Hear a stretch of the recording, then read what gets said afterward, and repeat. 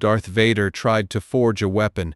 Instead, he kidnapped the one boy in the universe who literally cannot be turned, and he was the one who got changed. The crypts of Winterfell were the only place in the whole wide world where Jon Snow had never once felt like a bastard. Down here in the cold dark beneath the castle, there were no Lady Catelyn's eyes following him across a hall, no whispers behind cupped hands, no nameless thing in the back of his own mind reminding him that he did not quite belong. Down here there were only the dead, and the dead did not care who your mother was. The dead lay where they were laid, kings and lords of winter, their stone faces gray and patient, their iron longswords red with rust across their laps. Jon had come here 1,000 times in 16 years. He had told these silent men things he could not tell the living. Tonight he carried a candle that he did not really need. He knew the way blind. He came past the kings of winter with their stone direwolves curled at their feet, past Lord Rickard who had burned, past the empty niche that waited for his uncle Benjen and the empty niche that waited someday for his father. He stopped, as he always stopped, before the statue of a woman. She was the only woman down here among all those grim lords, and the sculptor had not been kind to her, or perhaps had simply not known her face. The likeness was rough, the stone too soft, the features blurred as if she were already half a ghost, but Jon knew who she was. Lyanna Stark. His father's sister. The aunt he had never met, dead before he was ever born, dead of a fever in a faraway tower in a war that everyone still talked about and no one ever finished talking about. "You again," said a voice behind him, and Jon nearly dropped the candle. He spun. A small shape detached itself from the shadows between two pillars, a girl, skinny as a whip, with a long horse face that was unmistakably Stark and a grin that was unmistakably trouble. "Arya." Jon pressed a hand to his chest. "Seven hells, how long have you been standing there?" "Long enough to watch you talk to a statue." She came forward into the candlelight, entirely unrepentant. "You do know she can't hear you. She's stone. I checked. I poked her once and everything." "You poked the dead." Gently, Arya allowed. It seemed rude not to say hello. She tilted her head at the statue, considering it the way she considered everything, as though it had personally challenged her to a fight. "Septa Mordane says I'm to be a lady and sit still and embroider and not run off into the crypts in the middle of the night. So naturally here I am." "Naturally," Jon agreed. He could not help smiling. Arya was the one person in this castle who had never, not once, looked at him as anything other than her brother. To Arya he was simply Jon, the way Robb was simply Robb, and that simple thing was worth more to him than all the lordships in the realm. "Is it true?" she asked, suddenly serious. "The king is really coming. Robb says there'll be 300 riders. Septa Mordane says I have to wash. It's true. 2 days, maybe 3. And you're really going to the wall." There it was. Jon's smile faded a little. He looked back up at the blurred stone face of his aunt because it was easier than looking at his sisters. "Where else is there for me to go, little wolf?" "Uncle Benjen says a man can make himself a name on the wall, true name or no. Brothers of the Night's Watch don't care what your mother was." "That's what you always say." Arya scowled. "You say it like it makes it good." "It does make it good. It makes it far," she said. "Far isn't good. Far is just far." He had no answer to that because she was right, and because being right at the wrong moment was the most maddening thing about Arya Stark, so he did what he always did. He reached out and ruffled her hair until she shrieked and swatted at him, and the two of them made enough noise in that sacred, quiet place to wake every dead king in the north. "Go to bed," he told her when she had finished trying to murder him, "before Septa Mordane raises an army." "Will you walk me up?" "In a moment. I want to." He gestured vaguely at the statue, at the dark, at the things he could not say. "In a moment." Arya looked at him a long beat. Then she stood on her toes, kissed his cheek with the careless ferocity of a little sister, and was gone up the steps 2 at a time, swallowed by the dark. Jon turned back to Lyanna. "She's going to be a terror," he told the statue. "You'd have liked her, I think. Everyone says you ran wild, too." The statue said nothing. The statue never did. She would have loved her. Jon went very still. The voice had not come from the statue. It had come from the dark behind him, low and tired and unmistakable, and for one wild instant his heart hammered before his mind caught up to what his ears already knew. "Father." Lord Eddard Stark stepped into the candlelight. He moved like a man carrying something heavy that no one else could see, and the lines of his face were carved deeper than usual, as if the very stones of the crypt had pressed themselves into him.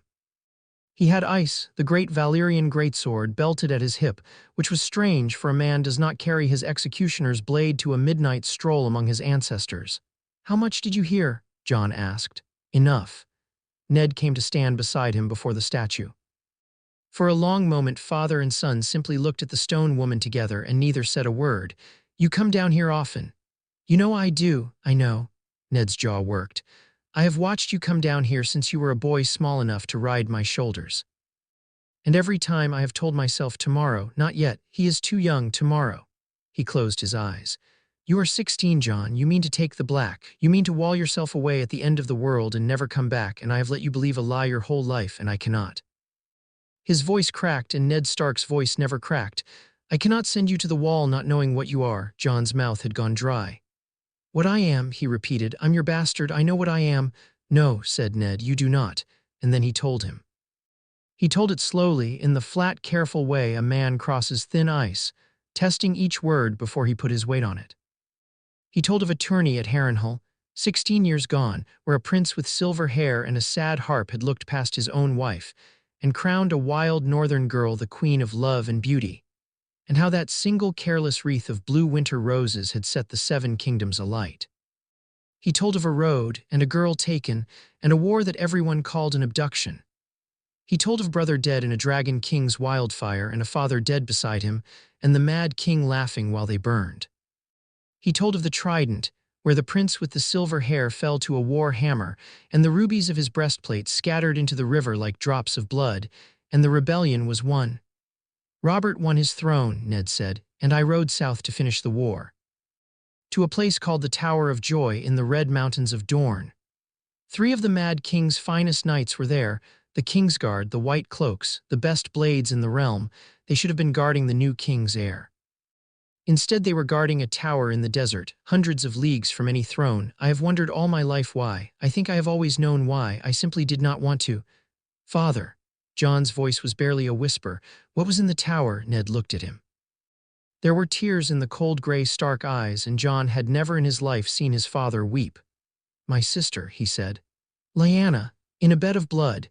She had been brought to childbed, and the fever had her, and she was dying, and there was nothing in the world any of us could do." He drew a breath that shook. "She was not stolen, Jon. That was the lie we let the realm believe, because the truth would have started the war all over again. She went with Rhaegar willingly. She loved him, and before she died, she made me swear a promise. She took my hand in both of hers, so small her hands, she was always so small, and she begged me. 'Promise me, Ned.' She said it over and over until the words ran together. 'Promise me.'" The candle guttered. The crypt seemed to lean in close. "Promise you what?" Jon breathed, though some part of him, some deep, drowning, dawning part, already knew, to protect her son. Ned reached out and gripped Jon's shoulder hard, as though he feared the boy might fall or fly or simply come apart in the cold air. "You were the babe in that bed of blood, Jon. You are her son. Lyanna Stark was your mother." Jon could not breathe. The world had tilted on some hidden hinge, and everything he had ever known was sliding slowly off the edge of it. Then he swallowed. "Then you're my uncle. You're not my father." "I am the only father you have known." Ned's grip did not loosen. "And I have loved you as a son every day of your life, and that I will swear to in any sept in the realm. But your blood, Jon, your blood is hers, and—" He hesitated, and in that hesitation Jon felt the second blow coming before it landed. "Who was my father?" Jon asked. "Say it, I want you to say it." "Rhaegar," said Ned Stark. "Rhaegar Targaryen, the prince at the tourney, the prince at the trident, the dragon prince." He said the name as though it cost him blood. "You are no bastard, Jon. You never were. You are the son of Rhaegar Targaryen and Lyanna Stark, and you are the last living true-born heir of House Targaryen, and that," his voice dropped to something hard and terrible, "is a truth that can put your head on a spike before the moon turns if the wrong man ever hears it." Afterward, Jon could never quite put in order the way the feelings came. First was disbelief, flat and stubborn, a wall he threw up against the whole impossible weight of it. It was a jape. It was a fever dream. His father, his uncle, some lord, had finally lost his northern wits in the dark. People did not simply learn in a single breath in a crypt that they were the last dragon in the world. Then came grief, and it took him by surprise because he had not known a man could grieve a mother he had never met. But he grieved her, the wild girl who ran with the wolves, who loved a doomed prince, who died with his name on her lips and Jon's blood on her hands. All his life he had imagined his mother as some shamed woman his father would not name, a serving girl, a fisherman's daughter. He had built her in his mind out of his own loneliness. And she had been Lyanna Stark all along, laughing up there in the stone, and no one had ever let him grieve her, because no one had ever let him know then. And this shamed him, but it came all the same, came something almost like joy. Because all his life, in the worst of his small hours, John had wondered if there was something wrong in him. Some flaw, some stain, some reason his mother had no name and his place in the world had no shape, and there was no flaw. There had never been a flaw. He was not the leavings of some careless tumble in a war camp. He was loved. He was the child of a love so great it had burned down a dynasty. His mother had wanted him so fiercely that she had spent her last breath making her brother swear to keep him safe. And then, swallowing all of it cold and final, came fear. The king, John said. The word tasted like iron. Robert, he's 2 days out. He could not finish. He killed your father at the Trident, Ned said quietly. Yes, and he hates them, the Targaryens, everyone knows it. He doesn't just hate them, John had heard the stories, the way everyone in the north had heard them, told as triumph at 100 feasts. He smiles when he talks about it. He calls them dragon spawn. He sent men to murder the last of them across the sea, a girl and a babe. The full shape of it crashed over John at last. He'd kill me. If he knew what I am, he would kill me at his own friend's table. Yes, said Ned, he would. He would weep while he did it, and he would call it mercy, and he would never understand for one heartbeat that he had murdered the son of the woman he claims to have loved above all others. That is the man who is coming to my gates, John. That is the man who will sit at my high table and drink my wine and clap you on the shoulder and call you a fine northern lad. And you will smile, you will pour his cup, and you will give him not the smallest reason in the world to look twice at your face. My face, John repeated. You have the Stark look, Ned said. The gods were kind in that, at least. Dark of hair, long of face, you favor your mother and her brother and me. There is little of the dragon in you to see. But Robert loved Lyanna more than he has ever loved his own queen, and a man who has spent 16 years mourning a face. He stopped. He may see her in you, John. He saw her in the statue and wept like a child the last time he came. If he sees her in you, he will think it sentiment. He must never think it anything else. From inside his cloak, Ned drew something out, a roll of parchment, old and yellowed, bound in a faded ribbon and sealed with wax gone dark with age. What is that? Proof, said Ned. Of the only part of the truth that might one day save your life instead of ending it. He turned it over in his scarred hands. There was a septon at the Tower of Joy, an old man, half-blind, who had served the prince in secret. He died not long after your mother, but before he died he gave me this and made me swear to keep it. I have kept it 16 years in a place no one living knows. What does it say? It is a record of a marriage. Ned met his eyes. Rhaegar set Princess Alia aside. Whether the faith would call it lawful is a quarrel for Meisters, but it was done and witnessed, and he wed your mother before gods and men in a sept in the Dornish mountains. Do you understand what that means, John?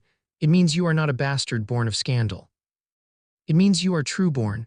It means that if House Targaryen should ever rise again, and there are 2 of them yet living across the narrow sea, a boy and a girl, the Mad King's last children, then by every law of the 7 kingdoms you stand before them, not behind, before. John stared at the little roll of parchment as though it were a coiled snake. Why are you telling me this? Why now? You could have let me go to the wall. I'd have lived and died a bastard and never known and been, the word stuck, safe. Because safe is a lie I can no longer afford to tell you. Ned's voice was iron and grief together. The king does not come to Winterfell for the hunting, John. Jon Arryn is dead, the old hand, the man who raised Robert and me both. Died sudden, and his widow has fled to the Eyrie and sealed her gates, and she writes to my lady wife that he was poisoned. Murdered. Robert comes to make me his new hand. He will ask, and I cannot refuse a king, and that means I am about to ride into the deepest pit of vipers in the realm with my daughters at my side, and you. Me, I will not leave you here. Ned said it before John could ask. With me gone south and Robb left lord, Catelyn rules Winterfell in all but name, and she has never, he sighed. It is no place for you with me far away, and the wall, his hand tightened on the parchment. I'll not send a 16-year-old boy who has just learned he is the last dragon in the world to swear away his life forever at the end of the earth on the strength of a single night's grief. Not yet. Not until you have had time to know what you are, and to choose for yourself what to do with it. Whatever that proves to be. "And if I choose the throne?" Jon asked. He did not know where the question came from. It frightened him, hearing it in his own mouth. Something crossed Ned Stark's face then, something old and haunted, the look of a man who had seen exactly where that road led, who had carried his best friend's broken sister out of a desert at the end of it. "Then you would be a fool," he said softly. "And I would still love you, and I would do everything in my power to keep you alive long enough to grow wiser. The blood does not make a king, Jon. I have known 3 kings now. The blood made every one of them. It is not the blood that matters. It is the man. Remember that, whatever else you forget tonight, the blood is not the man." He pressed the parchment back inside his cloak.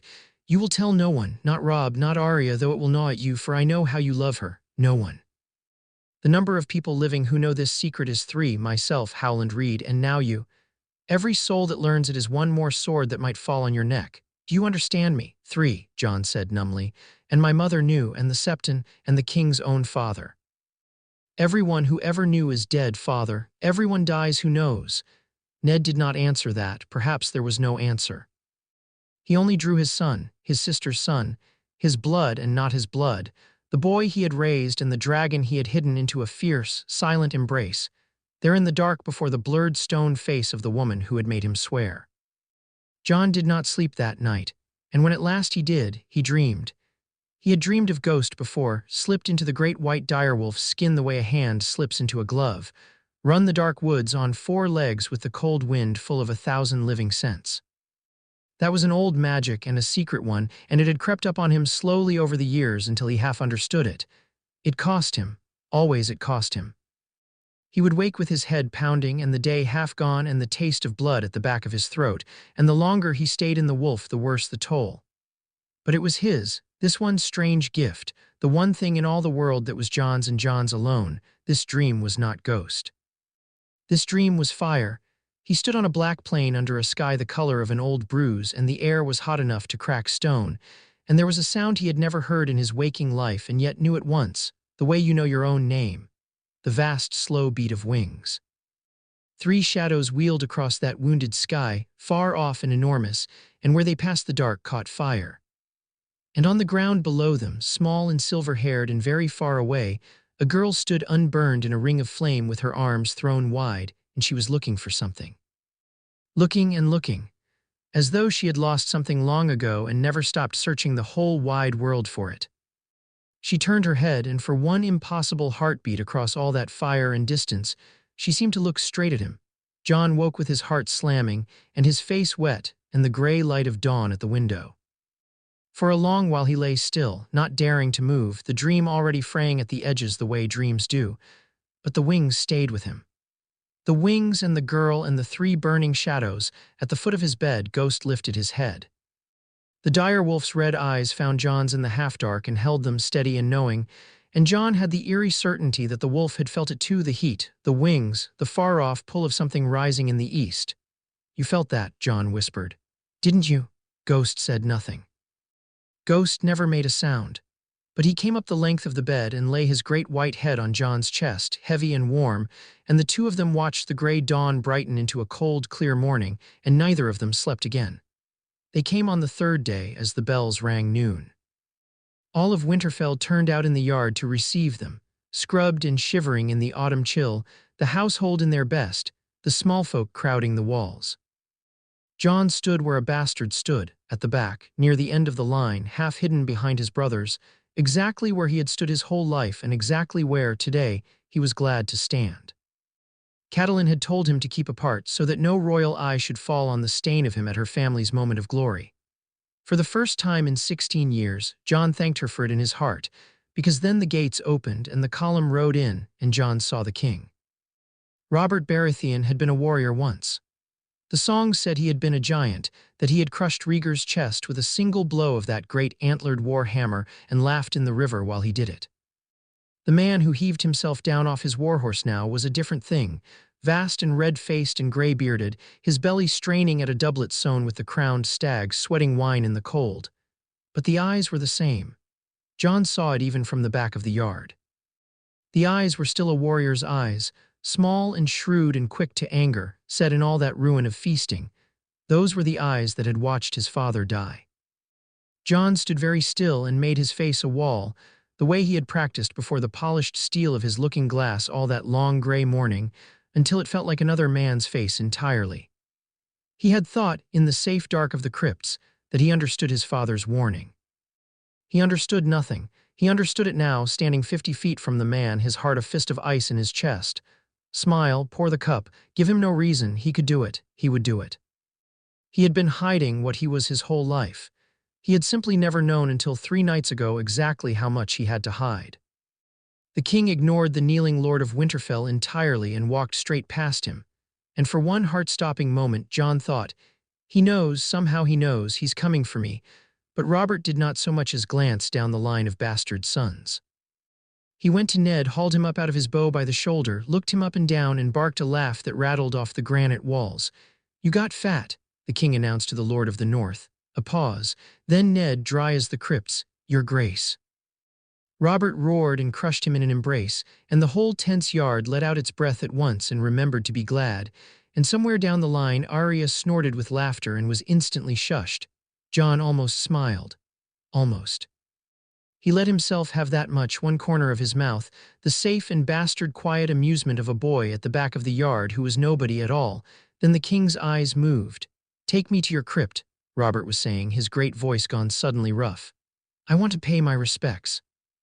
And as he said it, as Ned's face tightened and the queen's lips thinned to a line of golden displeasure behind him, the king's restless gaze swept down the assembled Starks, over Robb, over Bran, over Rickon clutching his mother's skirts, and snagged, for the briefest of instants. On the dark-haired boy half hidden at the back, it was nothing. It was a heartbeat. The king's eye passed over John the way a man's eye passes over 100 faces in a crowd and moved on and forgot him. But in that heartbeat, John saw something flicker in that ruined warrior's face. A shadow, a softness, a grief 16 years old and not one day faded. And he knew, with a cold and total certainty that turned his blood to meltwater, exactly what the king had seen. He had seen Lyanna. Then Robert turned away toward the crypts, and the woman waiting in the dark.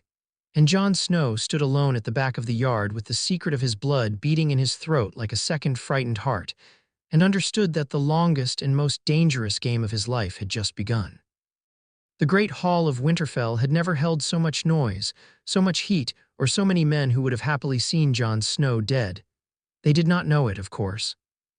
That was the strange black joke of the whole evening, the one Jon turned over and over behind the careful mask of his face, as he carried a flagon of summer wine down the length of the high tables. Not one of these laughing, roaring, grease-fingered Southron knights had the faintest idea that the quiet bastard refilling their cups was the very thing their king had spent a lifetime trying to scrub from the earth. They would toast him if they knew his name. Then they would kill him. Both probably before the wine had time to cool. 3 nights ago, this had been the worst seat in the world, the bastard's place, serving at his own family's table beneath the salt, beneath notice. Tonight, Jon understood it for the gift it was. No one watched a servant. He could move where he liked, hear what he liked, study every face in the hall, and no one's eyes ever once came to rest on him. He had spent his whole life resenting that. Now it might be the only thing keeping his head on his shoulders, and he meant to use it, so he watched. He watched the king first, because he could not help it. Robert sprawled in the Lord's high seat with a girl half on his knee and a horn of ale in his fist, bellowing some story about a battle to men who had heard it 40 times and laughed anyway. He was a wreck of a man and a frightening one, and Jon could not look at him without a cold finger drawing itself down his spine. That is the hand that broke my father's chest. That is the smile that watched him drown. He watched the queen next. Cersei Lannister sat beside her husband like a woman trapped in a cage with a bear, golden and beautiful, and entirely without warmth. Her green eyes moving over the hall the way a moneylender's move over a debtor's furniture. Twice Jon saw her glance at her own husband with a look that should have curdled the wine in his cup. Robert never noticed. Robert was busy with the girl and the ale and the battle that he had won 16 years ago and would apparently go on winning until he died. And he watched the queen's brother, and that was the one that made his hand tighten on the flagon until his knuckles went white. Sir Jaime Lannister sat in his white Kingsguard cloak, golden and bored and beautiful as a sword, and he was the man, everyone knew it. It was sung and whispered and laughed about across the 7 kingdoms, who had put his blade through the back of the mad King Aerys. John's grandfather. The man had been a monster, by every account a screaming, burning monster, and John felt no grief for him at all. But it was a strange and dizzying thing to stand in a warm hall pouring wine 10 feet from the man who had killed your grandfather, and to know that not one soul in the world, but you understood that the two facts had anything to do with one another. My family, John thought, with something between hysteria and horror, has died in pieces at the hands of nearly every great house in this room, and I'm pouring their wine. You're staring, said a voice at his elbow, which is rude, and you're frowning while you do it, which is worse. If you mean to glare at the Kingslayer all night, at least have the courtesy to do it where he can see you. He so loves the attention. John looked down and found the Queen's other brother grinning up at him. Tyrion Lannister was a small man made of mismatched parts, with one green eye and one black, a forehead too large and legs too short, and a goblet that appeared to be a permanent extension of his hand. He had claimed a stool near the foot of the hall, well away from his royal sister, which told John something all on its own. "You're Lord Eddard's bastard," Tyrion said. It was not a question. "The one they keep at the back, Snow. Jon Snow, my lord." He kept his voice even, a servant's voice. "Sit." "No, truly, sit. You're giving me a crick in my neck, and at my height the world gives me quite enough of those already." Tyrion kicked a stool out with one stunted leg. "Drink with me. A man should never drink alone at a feast. It's the saddest thing in the world, a lonely man at a crowded table. Besides, you've the only interesting face in this hall. Everyone else is either drunk, dull, or my relations, and frequently all three." Against every instinct, John sat. It was easier than refusing, and refusing drew the eye. "You don't drink much," Tyrion observed, watching John barely wet his lips. "Wise, the wine's only good until it isn't, and then it's a knife. Tell me, Snow, they say you mean to take the black, the wall, the Night's Watch." "I'd thought to," John said carefully, "thought to, past tense. Interesting." The mismatched eyes were sharper than the wine should have allowed. "Well, before you go freezing your manhood off for honor and gruel, let me give you something more useful than the recruiter's will. You're a bastard. No, don't bristle, you do it well, but don't. I'm a dwarf, which the gods seem to think a fine jape, and you're a bastard, which the gods think the same, and we are the only two people in this hall who will ever tell each other the truth. So hear it." He leaned in. "Never forget what you are, the rest of the world will not. Wear it like armor, and it can never be used to hurt you." John sat very still. It was, he would think later, the best advice anyone gave him that whole long year, and the dwarf had no idea, could have no idea, that he had given it to precisely the wrong man. Wear it like armor. But John was not a bastard. He never had been. The armor Tyrion was telling him to wear was a thing he no longer owned. What he carried now was not armor at all. It was a blade with no hilt, and the only way to hold it was by the edge, and it cut you whether you gripped it or set it down. "Why tell me that?" John asked. Tyrion shrugged and drained his cup. "Because no one ever told me, and I had to bleed to learn it, and bleeding is overrated." He hopped down off his stool with the practiced grace of a man who had been hopping down off things his whole life. "Good luck on your wall, Jon Snow. Or wherever it is you've actually decided to go. You've the look of a man with a secret, and that's the only kind worth knowing." He toddled off toward the wine, and John stared after him, his heart going too fast. The look of a man with a secret. He would have to do better than that. He would have to do a great deal better than that, and starting tonight. His uncle found him later, out in the cold of the yard where John had fled to breathe. Benjen Stark wore the black of the Night's Watch as easily as other men wore their skin, lean and weathered and smelling of horse and snow. He had ridden down from Castle Black for the king's visit, and of all the men in Winterfell, he was the one John had most wanted to see 3 nights ago. 3 nights ago, John had rehearsed this very conversation 100 times. "Take me back with you, uncle. Let me say the words. Let me make myself something." He had been so sure. "There you are," said Benjen. "Hiding from the feast or from the king, the heat," John lied. Benjen leaned against the wall beside him and looked up at the cold stars. "Your father tells me you've a mind for the watch. I'll be honest with you, John, we need men. Good men, young men, men who can think and not just swing. The wall is held by graybeards and thieves and the leavings of the dungeons, and it should not be, and a boy like you could rise high there. Name or no name, the Black brothers don't ask what your mother was." There it was, the very thing he had dreamed of.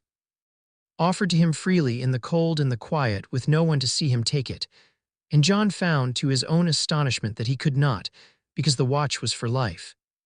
A man swore the words, and that was the end of him. No crown, no children, no claim, no holding, nothing of the world ever again.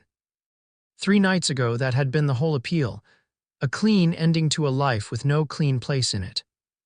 But 3 nights ago, Jon Snow had not known that he was the last true-born dragon in the world, that there was a girl across the sea with 3 living dragons, and his own claim standing before her. That there was a sealed marriage hidden in his uncle's cloak, and a war his father was riding south to walk into blind. He did not want the throne. The thought of it still frightened him sick. But to swear it all away forever tonight in grief, before he even understood what he was throwing off, his father's words came back to him, the only inheritance he had.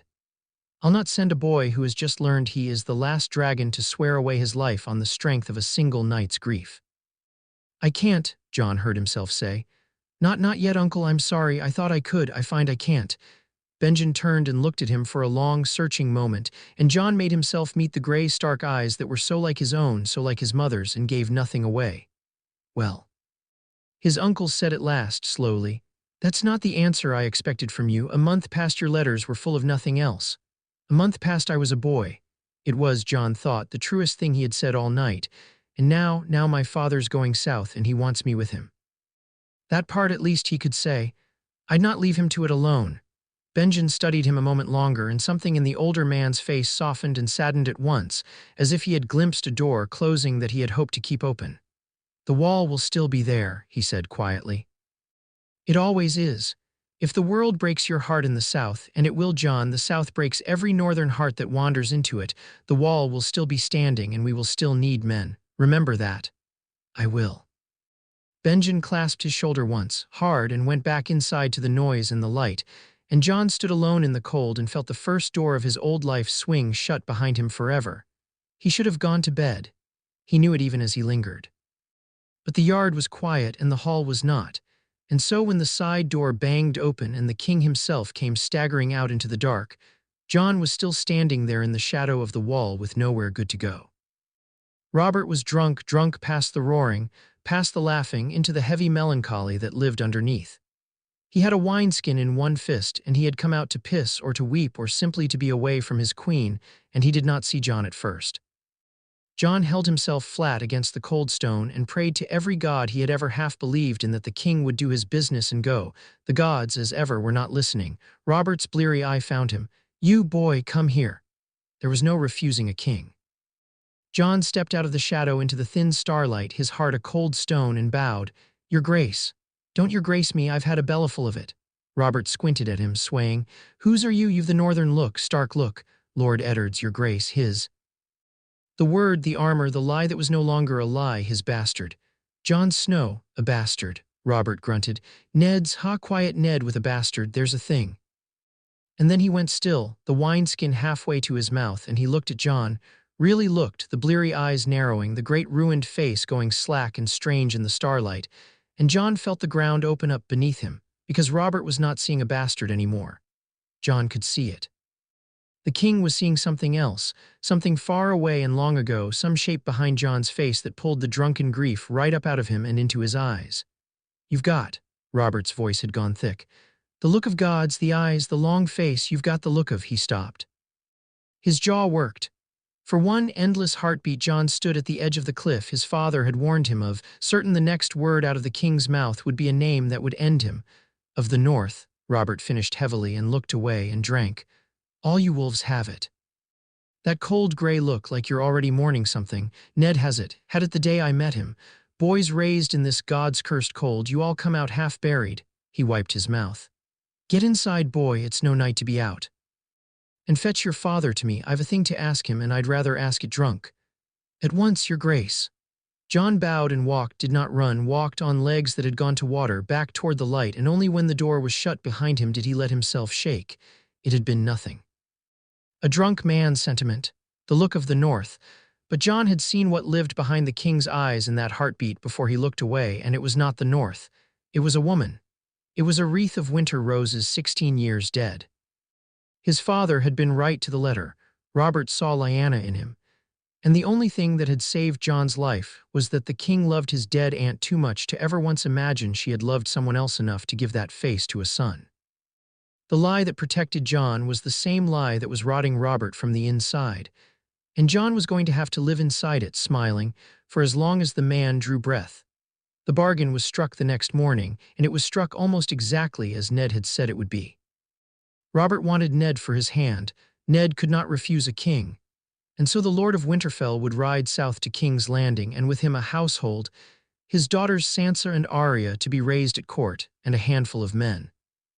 And one quiet, dark-haired bastard for whom no one could quite find a tidy reason, except that the Lord wished it, and a lord did not need a reason for the disposal of his own base-born son. Lady Catelyn did not like it. John heard the edge of the quarrel through a door he was not meant to be near, her voice low and hard, asking why the boy must go south. Why he must be thrust into the king's own city to shame her before the realm, why he could not be sent to the wall as had always been the plan. And his father's voice, lower and harder still, allowing none of it, giving her no reason at all save that it was his will and the matter was closed. John walked away before he could hear more. He did not need to hear more. He understood now what it cost his father to keep this secret, that Ned would let his own wife think him cruel and strange rather than tell her a truth that could get them all killed. The number who knew was 3. It would stay 3. His father would carry the weight of looking like a worse man than he was, every day, sooner than let it grow to 4. There was, in all of it, exactly one bright thing, and her name was Arya. "We're going together," she announced, having tracked John down in the armory the way she tracked down everything. "To the south, you and me both. Sansa's pleased as a cat in cream because she's to marry the stupid prince, but I get you, so I win." "You win," John agreed gravely. "I always win," she frowned. "Septa Mordane says King's Landing has 1,000 people and they all smell. Is that true? I've never been. We'll find out together." "Good." She looked, suddenly, much younger than her years and much more uncertain, and John's heart turned over in his chest. He could not tell her. Of all the people in the world he most wished he could tell, it was this fierce small sister who had never once looked at him as anything but her brother. And she was the one he could never, ever tell, because telling her would be the cruelest thing he could do. It would not give her a secret. It would give her a knife to carry, and she was too young and too honest to carry it, and it would get her killed. So instead, he gave her the other thing. He had had it made in secret, paid the smith Micken with coin he'd saved for years. A sword, but a small one, slender as a finger, light enough for a skinny girl's wrist, sharp as winter. He brought it out now from where he'd hidden it in the straw and put it in her hands. Arya's eyes went enormous. "Is this slender for a slender girl?" John said. "Be careful you don't stick yourself. There's a point on the end. That's the whole idea of the thing." "I know which end is the pointy end," she said, indignant and delighted at once, turning the little blade so it caught the light. "Most of the time. Does it have a name? All the best swords have names. Ice, Longclaw. What's mine?" John thought of her, the small terror, the thorn in every Septa's side. "You'll think of something with a point." "Needle," Arya breathed instantly, certainly the way she did everything. "It's a needle. Sansa can keep her needles. This is mine." She threw her arms around his middle and squeezed until his ribs creaked. "Don't tell Septa Mordane or Mother or anyone. Your secret," John promised, "is safe with me." And he meant it more completely and more sadly than she could ever know. For he was a boy made entirely of secrets now, and he had just learned exactly how heavy even a small one could be to carry, and exactly how much he loved the people he would have to carry his from. It happened 2 days before they were to leave, and it changed everything, though John would not understand how much until much later. Bran fell. The boy was a climber, had been since he could walk, scaling the walls and towers of Winterfell like a squirrel, his mother's despair and his own great joy. Everyone in the castle had warned him 100 times. Everyone in the castle had also, secretly, never once believed he would fall because Bran never fell. Bran's hands knew the stone the way a singer's know the strings. And then one bright, cold morning a maid screamed in the yard, and they found him crumpled at the foot of the broken tower, small and still and wrong, his legs bent in ways that legs did not bend. He did not die. That was the mercy and the cruelty both. He breathed and his heart beat, but he did not wake, and the Maester shook his head and would not meet anyone's eyes and spoke of the spine, and of how even if the boy woke he would never walk again. Never climb, never run, this boy who had been made of nothing but climbing and running. John went to him. He was not meant to. Catelyn would not leave the bedside, and Catelyn could not bear the sight of John. So he went in the gray hour before dawn when even grief must sometimes sleep. And he sat by his little brother and held the small, still hand and said the things you say to someone who cannot hear you. He was good at that. He had practiced his whole life on the dead in the crypts. But John was not the boy he had been a week ago, and the boy he was now had a new and unwelcome habit. He could not stop watching, weighing, asking why. And so even in his grief, some cold, clear part of his mind worried at the thing like a dog at a bone. Bran never fell. The morning he fell, the king's whole court was within these walls. The boy had climbed up the broken tower, the one place no one ever went, the one place a person might do a thing they did not want seen. And when they found him, the queen had gone very white and very still, and her golden brother had laughed too loud and too quick at someone's poor jape. And John had marked it without knowing he was marking it, the way you mark a wrong note in a familiar song. He had no proof. He had nothing but a feeling, and a feeling was not a thing you could take to a lord, let alone a king. A week ago he would not even have had the feeling. He would have grieved his brother and thought it a terrible accident and nothing more. But his father had given him a truth that had taught him, in a single night, the first hard lesson of the game. That the powerful do terrible things in high, quiet places and call them accidents and smile through the funerals. John had learned to look for the knife behind the smile because his own life now depended on it. And looking, he thought he saw one. He said nothing. There was nothing yet to say. But he sat by his broken brother in the gray dawn and made himself a promise as solemn as any his father had sworn in any crypt, that he would watch, from this day forward, with both eyes open, that he would learn this game whether he wished to or not, that he would not be a boy who things simply happened to, ever again, because boys that things happened to ended up like the small, still shape in this bed, or like a prince in a river with rubies scattering downstream. And Jon Snow had survived 16 years by being beneath notice. And he did not intend to die now that he had finally learned he was worth noticing. 3 days later, the great column rode out through the gates of Winterfell and turned its face to the long road south. The king and the queen, the lord and his daughters, the imp and the kingslayer. And one quiet, dark-haired young man on a gray horse with a white direwolf padding silent at his stirrup, riding into the den of every enemy his blood had ever made, with both eyes open at last. It took them a month to reach King's Landing, and somewhere in that month Jon Snow stopped being a boy who had only ever known one castle and became a young man who understood, for the first time, exactly how large and how strange the world truly was. The north had been one endless gray country of pine and stone and cold. The south unrolled before them like a bolt of bright cloth, green fields fat with the long summer's last harvest, towns and holdfasts crowded close, rivers wide as the world, seps with their seven-sided roofs and their bells. More people in a single market square than John had seen in his whole life put together. He rode at the rear of the column where a bastard rode, with Ghost loping silent at his stirrup, and he drank it all in with the hungry attention of a man who had only just learned he might have a stake in the wide world after all. Ghost frightened the Southrons. The direwolf was near the size of a small pony now, white as bone with eyes like coals, and he padded through their camps each night like a ghost indeed, and the king's men crossed the road to be away from him. That suited John. A thing that frightens men is a thing men leave alone, and John had reasons of his own to wish to be left alone. Tyrion Lannister, alone of all the Southron party, was not frightened of the wolf or of much else. He had taken to riding at the rear with John. The only conversation in this entire crawling circus worth the having, he said, perched on his stunted horse with a book in one hand and a wineskin in the other, and somewhere in the long dusty days the two of them became something that John had not expected and did not entirely trust. Friends.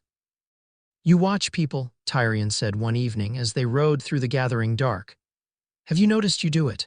Most men your age watch only for two things, a fight coming or a girl passing. You watch the way a maester reads a wound. You watched the king's steward cheat the innkeep this morning and say nothing, and you watched the queen not eat her supper last night, and you watched me notice you watching just now, and you've already decided what to do about it." He smiled his crooked smile. "Where does a bastard of the frozen north learn to watch a room like a Lannister? I had a lot of time to practice," John said. "Nobody watches the bastards, so I watched them. The view from beneath the table." Tyrion nodded as if John had said something wise.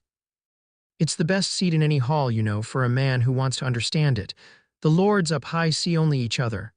The ones below the salt see everything. Half the great players of this game would give a finger to learn what you learned for free, that the world tells you all its secrets if you've only the humility to be ignored while it does. He took a pull from the skin. I'll give you one more lesson since you took the last one so well, and then I'll leave off educating you, because an educated bastard is a dangerous thing and I'd hate to be blamed. Here it is. We're going to a city where everyone lies. Everyone, John, all the time about everything, as easy as breathing, the high septon, the king, my sweet sister, the little man who runs the brothels and the treasury both. In King's Landing the truth is a foreign coin, and a man who carries it gets robbed.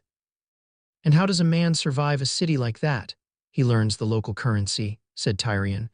Or he stays very, very quiet and lets the liars destroy each other and picks through what's left. Your Lord Father, gods keep him, has never learned to do either. He'll walk into that nest of vipers carrying his honor in front of him like a lantern, and he'll wonder why everything with teeth comes straight for the light. It was said lightly, the way Tyrion said everything. But John felt it land like a stone in cold water, the ripples spreading, because it was the very thing he had been afraid of since the crypts and had not had words for until now. His father was the best and most honorable man John knew. And in the place they were going, John was beginning to understand. That might be the most dangerous thing a man could possibly be. They smelled King's Landing before they saw it. 500,000 souls, Tyrion had said, packed inside 3 great hills and a crumbling wall, and every one of them living and pissing and dying atop the last. So that the whole city breathed out a single vast warm reek of smoke and fish and flowers, and rot that rolled out to meet them on the road like a held breath, finally let go. Then they crested the last rise, and there it was below them in the river bend, sprawling and golden and filthy in the afternoon sun. The greatest city in the 7 kingdoms, its rooftops crammed shoulder to shoulder, the great sept crowning one hill in marble and crystal, and crowning another. Vast and red and brooding, the seat of kings, the Red Keep. John looked at it a long while as they rode down toward the gates. Somewhere inside those red walls, 300 years ago, his ancestors had ruled the world from a throne made of 1,000 melted swords. Somewhere inside those walls, his grandfather had burned men alive and laughed. Somewhere inside those walls, a princess and 2 small children of his own house had been butchered in their beds the day the city fell, and the man who let it happen sat the throne to this day.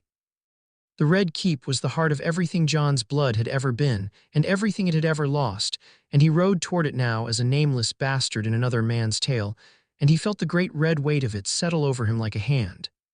Grim-looking pile, isn't it? Tyrion remarked, following his gaze. They say Meager the Cruel had the masons who built it put to death, so none could match its secrets. The whole place is riddled with passages no living man has the map of, hidden doors, dry wells, ways behind the walls. A clever rat could go anywhere in that castle and never once be seen. He glanced sidelong at John. Not that I'd know anything about clever rats. John filed it away, ways behind the walls, a clever thing unseen, without quite knowing yet why he was filing it. He was learning to do that. To keep things. You never knew his new self was teaching his old self, which small kept thing would one day save your life. Lord Eddard Stark was made the king's hand, and within a fortnight John understood that his father was drowning. It was a quiet drowning, the kind no one watching would have named, because Ned drowned the way he did, everything upright, grim-faced, never once crying out.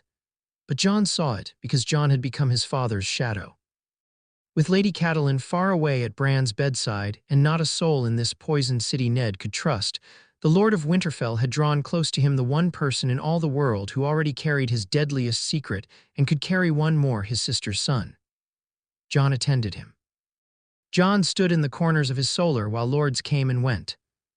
John poured the wine as ever and listened as ever, and at night when the candles burned low his father would sometimes speak to him plainly as he could speak to no one else.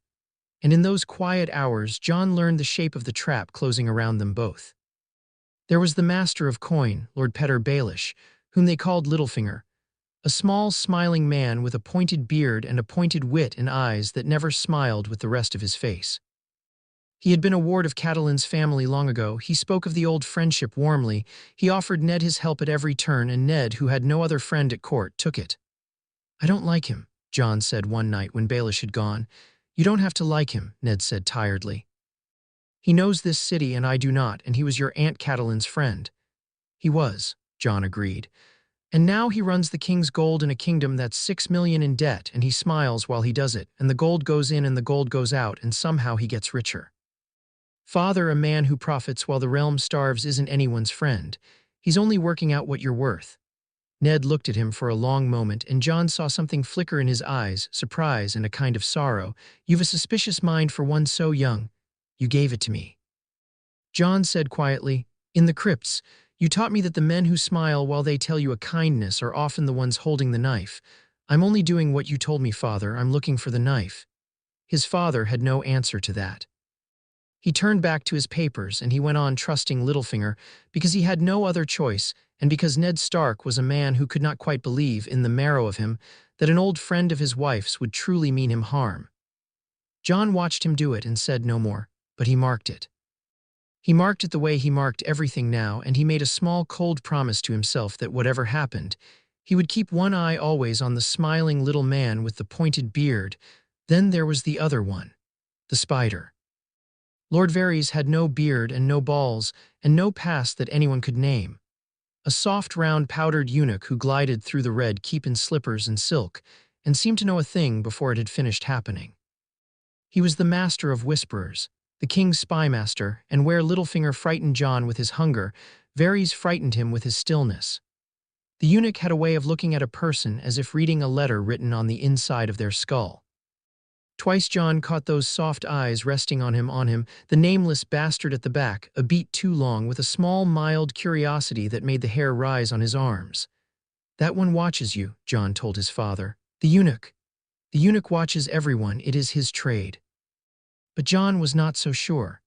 There was a thing he had heard, a whisper of a whisper, that the spider had served the Targaryens once in the old days before the city fell, and that no one quite knew where his true loyalty had ever gone after. A man who had served dragons, watching a boy with a dragon's blood a beat too long. John told himself it was nothing. He told himself a great many things in those days were nothing and was wrong about most of them and would learn it too late. It was the matter of the old hand's death that finally drove John to do the dangerous thing. His father had come to King's Landing chasing a ghost. John Arryn, the man who had raised both Ned and Robert as boys, dead these few months of a sudden fever that his widow swore was poison. Ned meant to learn the truth of it quietly, the honorable way, asking careful questions of careful men.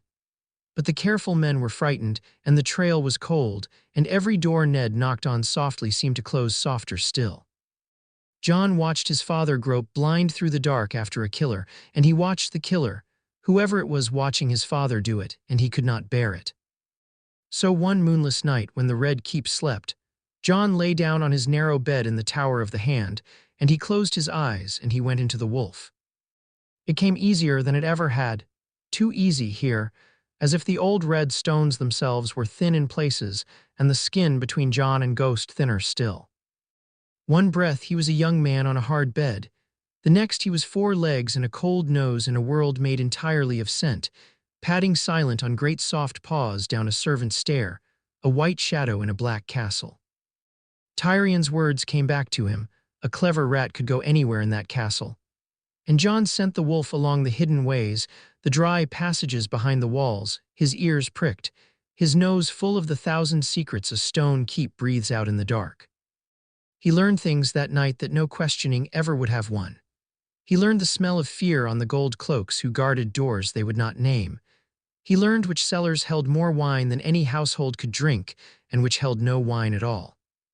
And near the dawn, in a small room high in a tower he had no name for, the wolf's ears caught 2 voices he knew, a man's golden and lazy, a woman's golden and cold, speaking low and close in a way a brother and a sister had no business speaking.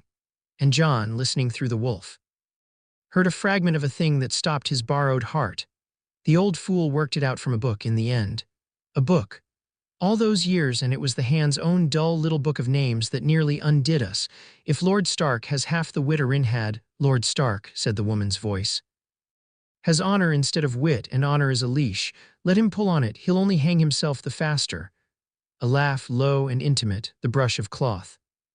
And the wolf, pressed to the cold stone behind the wall, understood with an animal certainty that it had heard a thing it was never meant to hear, a thing men killed to keep. And then a guard's torch turned a corner, and the firelight caught two coals of red eye in the dark, and a man shouted. And Ghost was running. It was very near. A crossbow sang, and a bolt sparked off the stone a hand's breadth from the wolf's flank. Boots hammered. A voice cried that there was a beast loose in the walls. Ghost ran the hidden ways faster than any man could follow, down, and burst out at last through a broken grate into the cold night air of the godswood, his heart slamming, his white coat slicked with the sweat of a hunted thing. And in the tower of the hand, Jon Snow sat bolt upright in his bed and pitched forward and was violently sick. He paid for it. He had known he would. He always paid for the wolf, and he had never gone so far or stayed so long or run so hard, and the bill came due all at once. For 2 days Jon could not rise. His head split as though an axe were buried in it. His nose bled at the slightest movement, bright and sudden, soaking the rag he kept pressed to his face. Food would not stay down, and worst of all was the swimming, lurching uncertainty of which body he was in. So that he would reach for a cup and find his hand half expecting a paw. He told the household he had taken a fever from the bad city air, and they believed it, because everyone in King's Landing was always half sick of something. Only Ghost knew the truth, curled against him those 2 days with his great head heavy on Jon's chest, and only Ghost ever would. But on the 3rd day Jon rose, pale and hollowed, and sat by the narrow window with the city spread below him, and made himself think the thing through cold. A book. The old fool worked it out from a book of names. The hand's own book. He had it from his father in scraps, without his father knowing he was building anything from the scraps.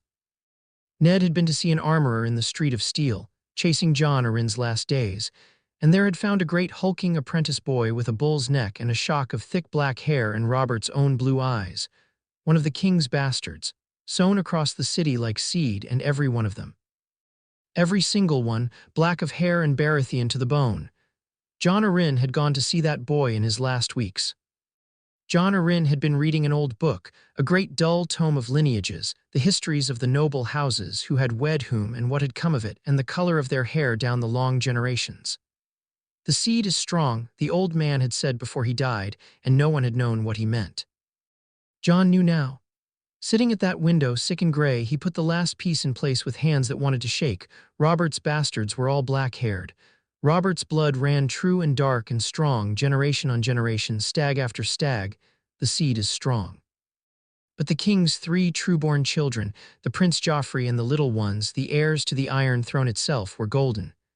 Lannister golden. Everyone, not a stag among them. They were not Robert's children at all. And the only other gold in the royal bed belonged to the queen's own twin brother, the beautiful bored knight in the white cloak.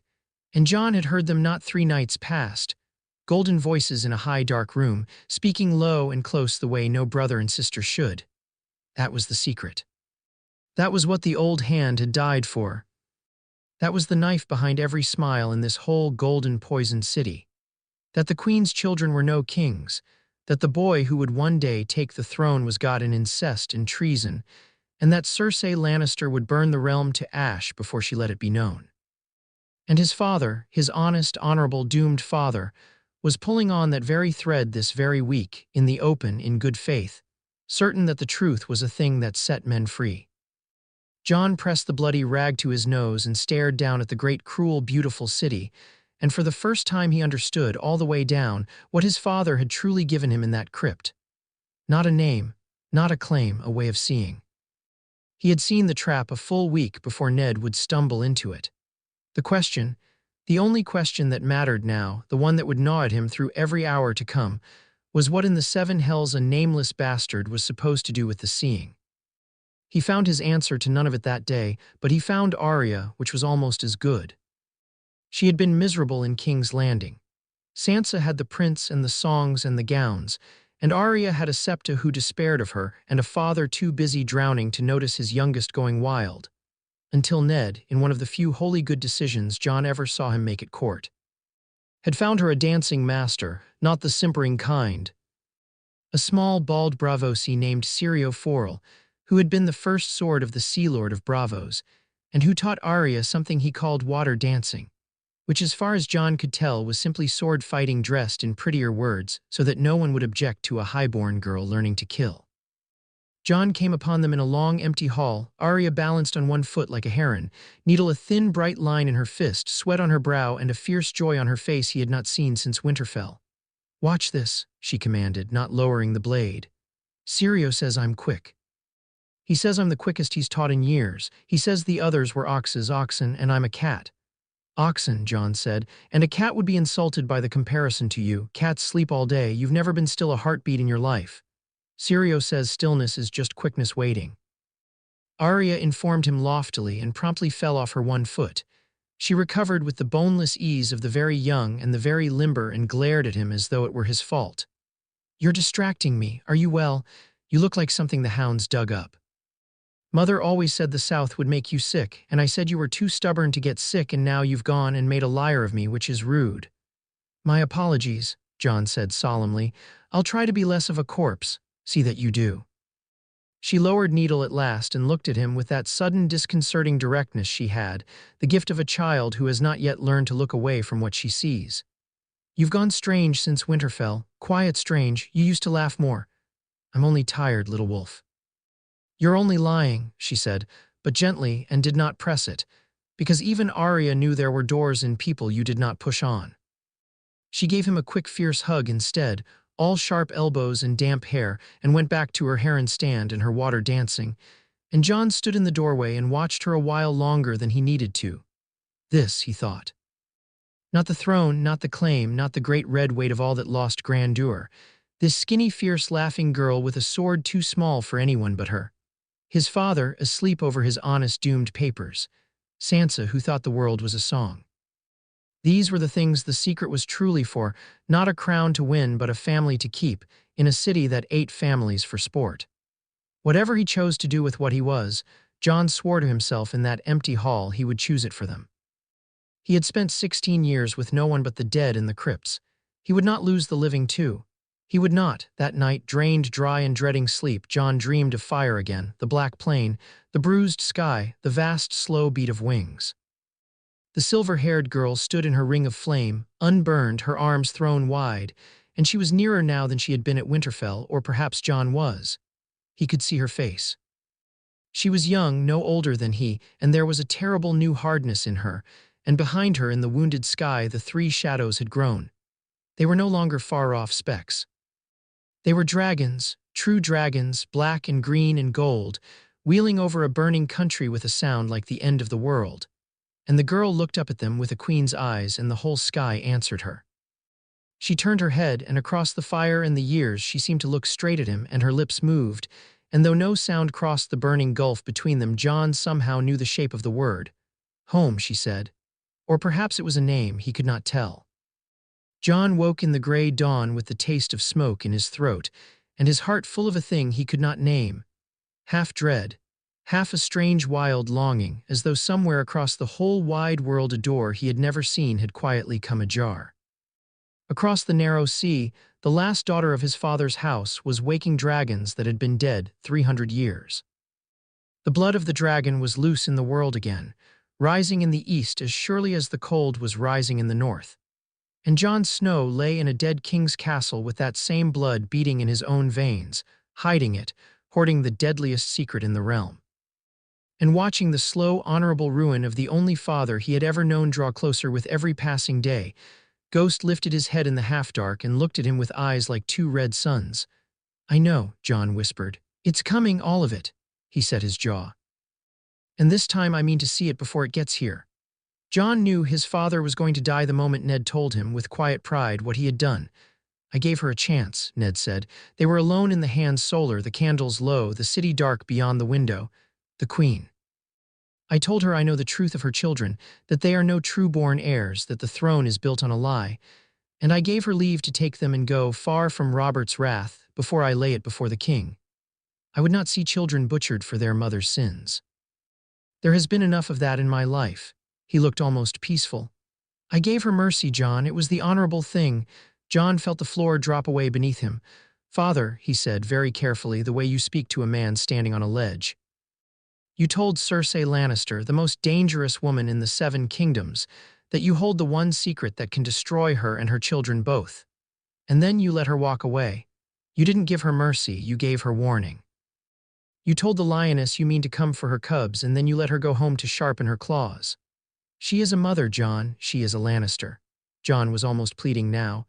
A cornered Lannister with everything to lose. She will not run, she will strike, and she has had 3 days to do it. Father, where is the king? Where is Robert right now? Ned frowned. Hunting. He took half the court into the Kingswood after a white hart. He'll be back within the— He stopped. Some of the color went out of his face.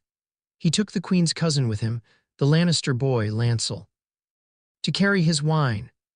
The two of them looked at each other in the candlelight, and neither said the thing they were both thinking, because to say it aloud was to make it real. A drunk king, a boar in the wood, a cup poured by Lannister hands. That night, before either of them slept, Ned came to Jon's chamber and gave him the parchment. Jon knew it at once. The old yellowed roll bound in faded ribbon, the dark cracked wax.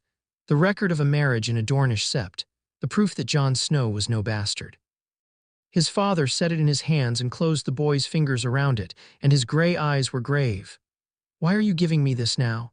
"Because I have made a powerful enemy," Ned said simply, "and a wise man scatters what he loves where his enemies cannot reach it all at once." "If anything should happen to me," Jon started to protest, and Ned raised a hand. "If anything should happen to me, Jon, this is the one thing in the world that might keep you alive, not as a weapon, as a shield. There are Targaryens yet across the sea, and the wind is changing, and a day may come when being the trueborn heir of that house is the only card a man has left to play.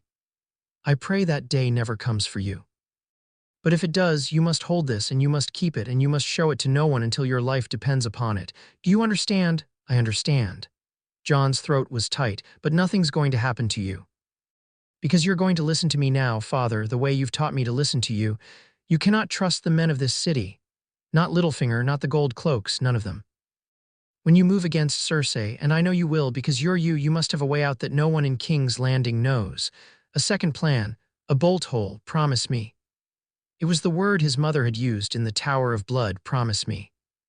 He saw it land in his father's eyes, saw Ned flinch from it and press the advantage shamelessly, because his father's life was worth a little shame. "Promise me," Jon said again.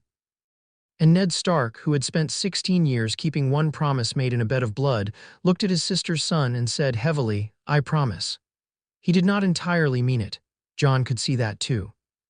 His father was a man who believed, in the deepest and most unkillable part of himself, that honor was a kind of armor, that if you only did the right thing the gods would see, and the right thing would win. It was the most beautiful thing about him, and it was going to get him killed. And Jon could no more cut it out of him than cut out his heart, so Jon made his own plan instead. That very night, while the castle slept, he went into the wolf one more time, carefully this time, not deep, not long, mindful of the cost. And he sent ghosts soft-footed through the hidden ways behind the walls, and he mapped them.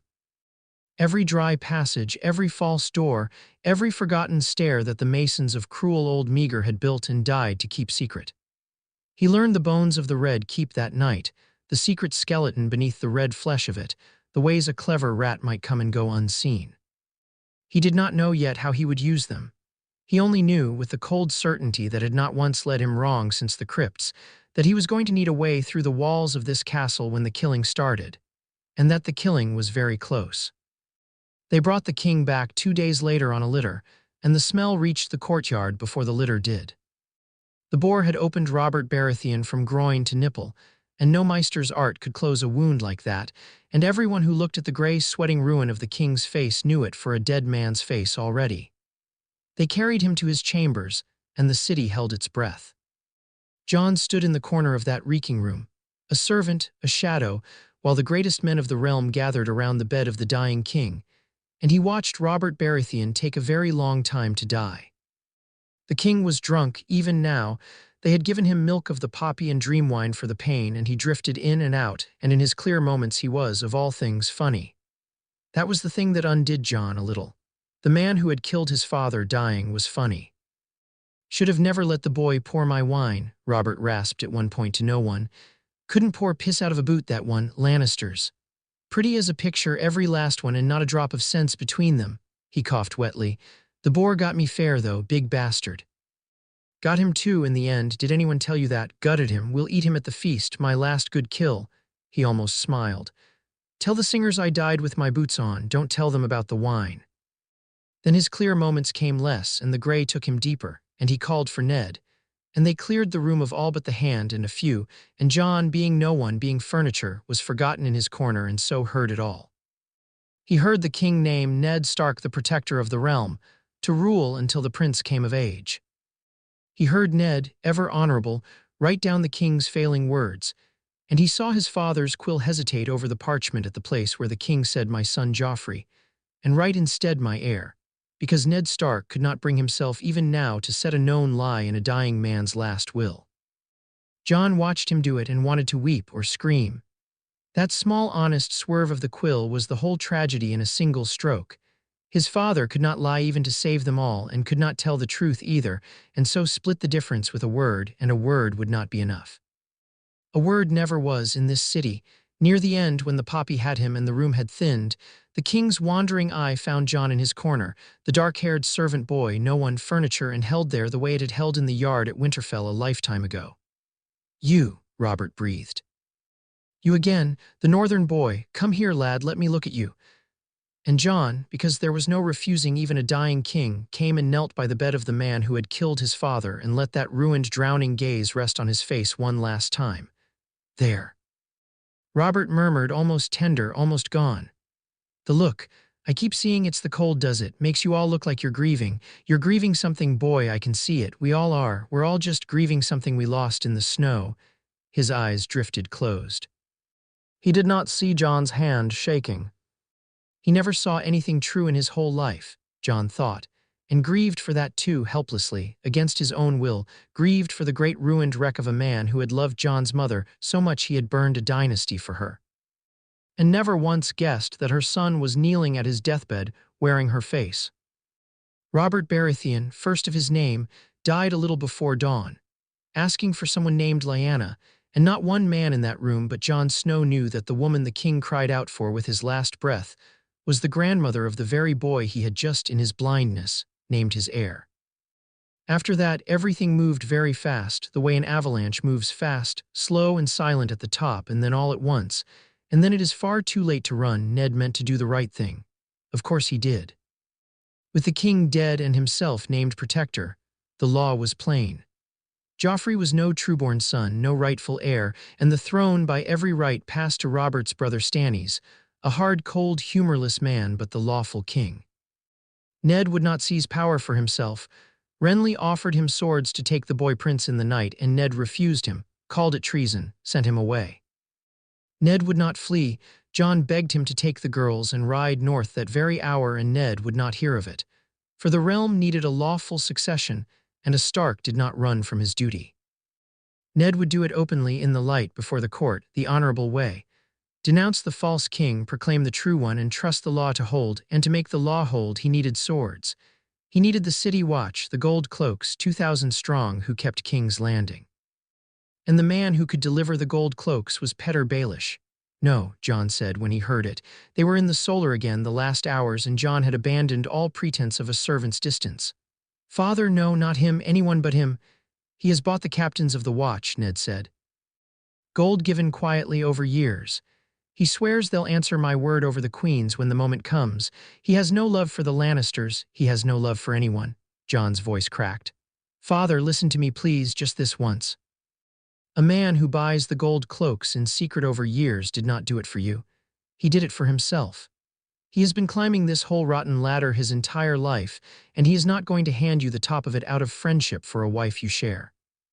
The moment you stand in that throne room and you have no swords but his, the moment your life rests entirely in his hands, ask yourself which is worth more to him. Your honest northern friendship, or whatever the Lannisters will pay him for your head. Ask yourself that, and then look me in the eye and tell me you trust him."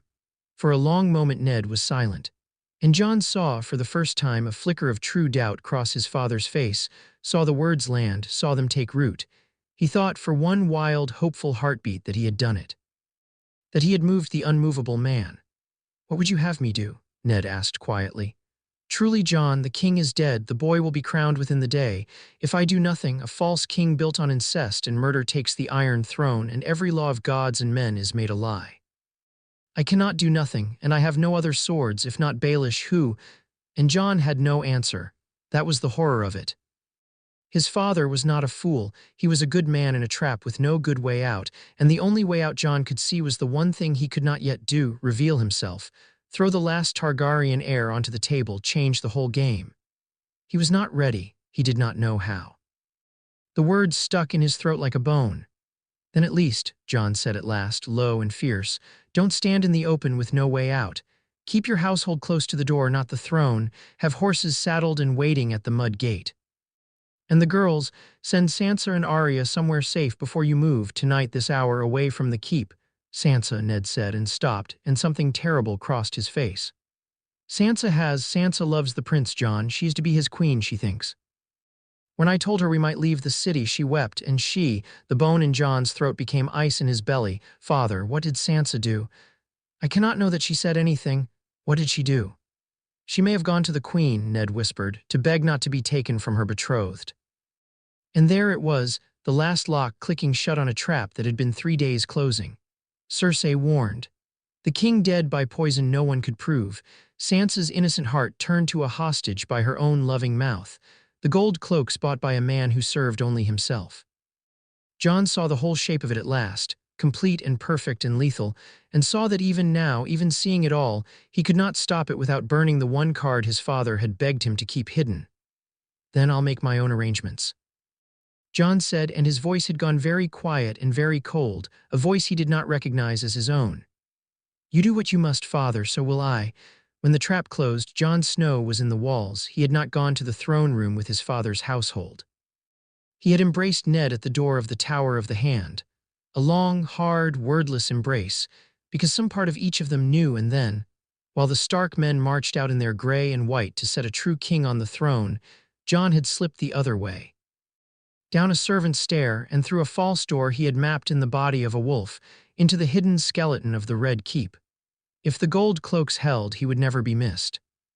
If they did not, if Jon was right, and being right had never once felt so much like grief, then someone outside the killing box would have to be left alive to do what came next. He crept through the dark behind the walls until he reached the throne room, and he put his eye to a gap in the stone where the mortar had crumbled, and he watched the end of his father's honor. It went exactly as Jon had known it would, and knowing did not make it bearable. He watched Ned stand before the Iron Throne, gray and grave and certain, and proclaim the truth, that Joffrey was no king, that Stannis was the lawful heir. He watched the gold cloaks of the City Watch fill the hall at his father's back, 2,000 swords, the swords Littlefinger had sworn would answer the hand's word. And he watched them, at a small nod from a small, smiling man with a pointed beard, turn their spears around. It was very quick after that.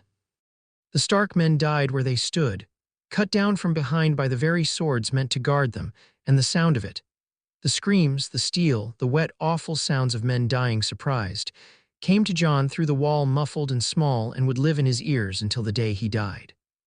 He saw Littlefinger step up behind his father, almost gently, and lay a dagger against the pale skin of Ned Stark's throat, and he saw the little man's lips move, and though Jon could not hear the words across the dying hall, he had no need to. He knew what Petyr Baelish said. He had said it to Jon himself, in a manner of speaking, weeks ago through his father's stubborn ears. I did warn you not to trust me. Ned Stark was taken, not killed. They wanted him alive. Jon understood. A living traitor could be made to confess, could be made to serve, where a dead one only made a martyr. They dragged the hand of the king away to the black cells beneath the Red Keep, and Jon Snow knelt in the dark behind the wall with the blood roaring in his ears and the proof of his own blood pressed against his heart, and did not move and did not breathe and could not weep. Because there was no time left in the world for weeping. Somewhere far off in the keep, he heard the high, clear ring of a small, fast blade, and a girl's voice raised once in defiance, and then the shouts of men who had found something quicker than they were. SAYO, Arya, he could not go to them. He could only pray in the language of the wordless wolf that the little Bravosi was as good as his boasts. That stillness was indeed only quickness waiting. and that somewhere in the screaming chaos of that day, a skinny, fierce girl with a sword too small for anyone but her was running, running. Getting clear, getting gone. He nearly did not get clear himself. Gold cloaks were sweeping the keep for hidden Stark men, and twice their torches came searching down the very passages Jon crouched in, so close he could smell the pitch and hear them cursing the dark and the rats. Once a guard's hand groped through a gap in the stone not a foot from Jon's face, fat fingers grasping at nothing. And Jon pressed himself flat and silent against the cold inner wall and did not breathe and felt Ghost go rigid and murderous beside him in the black. A snarl building in the great chest that one sound would unleash and damn them both. Jon laid a hand on the wolf's neck. Still, still. And the fingers withdrew and the torch moved on and the dark swallowed them again, and Jon understood in his bones what the wolf had taught him and the city had confirmed. That the unseen thing survives and the seen thing dies. And he had spent his whole life unseen for exactly this hour without ever knowing why. Jon stayed in the walls until full dark, and then he went out into the city. King's Landing had gone mad. The gold cloaks were in the streets, dragging Stark men from their hiding holes. The boy Joffrey was king now, golden and incestuous and cruel, and the realm did not yet know it had been robbed. Sansa was a hostage in the Red Keep, a bird in a golden cage, her loving foolish heart the key that had locked her in. Arya was loose in the city or dead in it, Jon could not know which. And his father, the only father he had ever known, the man who had carried him out of a bed of blood and loved him 16 years, and given him a name to wear and a truth to bear. His father lay in the black cells under the castle, awaiting a traitor's death. Jon pulled his hood low and slipped through the burning, brawling dark, Ghost a white shadow at his heels, and he made himself think. His father had been right about everything except the one thing that mattered. That honor would be enough. It had not been enough. Honor had been a leash, exactly as the Queen had said, and they had let him pull on it until he hanged himself, just as she had promised. The honest way was finished. The honest way was bleeding out on the floor of the throne room with 2,000 traitors' swords in its back. Which left only the other way, the way of the liars and the spiders and the men who climbed.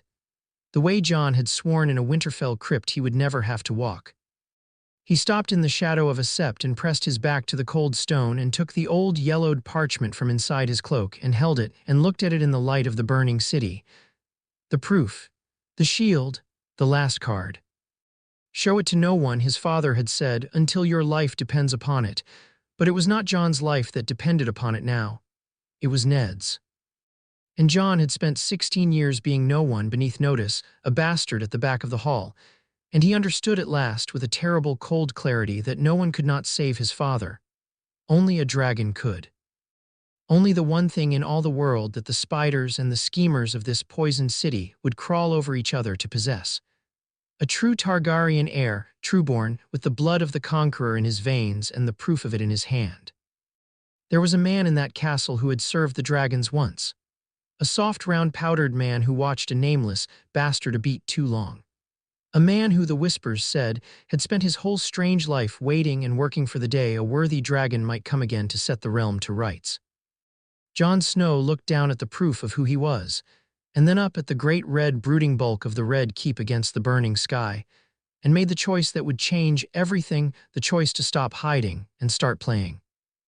And gamble the deadliest secret in the 7 kingdoms on the slender hope that the spider's hunger might be made to serve a Stark. Ghost, he murmured, we're going to go and find a spider. The direwolf showed his teeth in the dark, and the two of them turned back toward the castle, and the long game entered its last and most dangerous turn. Jon had thought himself the only thing moving unseen in the bones of the Red Keep.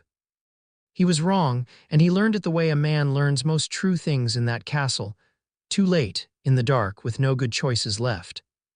He was 3 turnings from the black cells, Ghost a silent white shape at his shoulder, the proof of his blood warm against his heart, when a soft voice spoke out of the blackness ahead of him as easily as if they sat together at a feast. You will not reach him that way, said Lord Varys. There are 6 gold cloaks between you and your father's cell, and they are frightened men, and frightened men with spears do not pause to ask a boy his name. You would die in the dark and your wolf with you, and tomorrow your father would lose his head none the wiser that you ever tried. A waste. I do so hate a waste.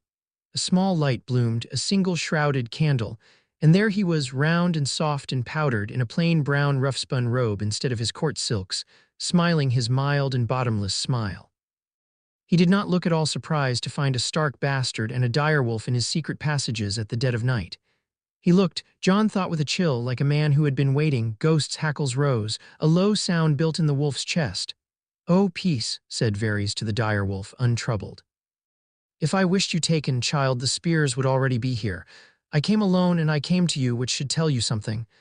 I am a great many wicked things, but I am not, at this particular moment, your enemy. Walk with me. We have a little time, and you and I have a great deal to say to one another, more, I think, than you yet know." They walked the hidden ways together, the eunuch and the wolf boy, the shrouded candle throwing their shadows huge and strange across the old stone. "You have been a great puzzle to me, Jon Snow," Varys said, almost fondly. "From the day you rode through the gate, a bastard of the north who watches a room the way a master watches a board, a bastard whose lord father keeps him closer than a son and whispers to him at night as to no one else. A bastard who is suddenly, after 16 years of meaning to take the black, most particularly determined not to." He glanced up, his eyes glittering in the candlelight. "And a bastard who has the look, forgive an old eunuch his fancies, of a face I knew once, long ago, when there were still dragons in this castle, and I was a younger and more foolish man.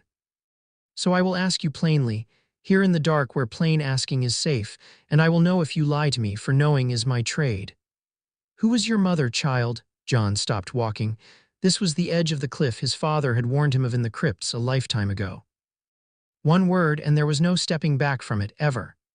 The secret 3 living souls had carried and died to keep would belong to a fourth, and not just any fourth, but the most dangerous, most slippery, least knowable man in the 7 kingdoms. His father's voice whispered in him, "Every soul that learns it is one more sword that might fall on your neck," and his own cold new voice answered, "And yet no one can save him. Only a dragon can." Jon reached into his cloak and drew out the old yellowed parchment and held it out into the candlelight. "My mother was Lyanna Stark," he said. His voice did not shake. He was a little surprised that it did not shake. "My father was Rhaegar Targaryen. They were wed in secret before gods and men, in a sept in the mountains of Dorne, and this is the record of it, kept these 16 years by the one man my uncle Ned trusted with the truth. I am no bastard, Lord Varys. I am the true-born son of the last prince of Dragonstone, and by every law of the 7 kingdoms I am the heir of House Targaryen. And I have come to make a bargain with you for my father's life." For a long moment Varys did not move. He took the parchment in his soft, powdered hands as though it were a holy thing, and he read it by the shrouded candle. And Jon watched something pass across that smooth, round face that he had not believed it capable of, something raw, something almost like grief or joy or both at once. The look of a man who has prayed his whole life to a god he never truly believed would answer, and has just heard the answer in the dark. "Trueborn," Varys breathed. "All these years. All these years I have schemed and whispered and shed blood for the dream of a worthy dragon, and I have had to make do with lesser hopes. Pretenders, promises, children across the sea I could only pray would grow straight." His hands trembled just slightly around the parchment.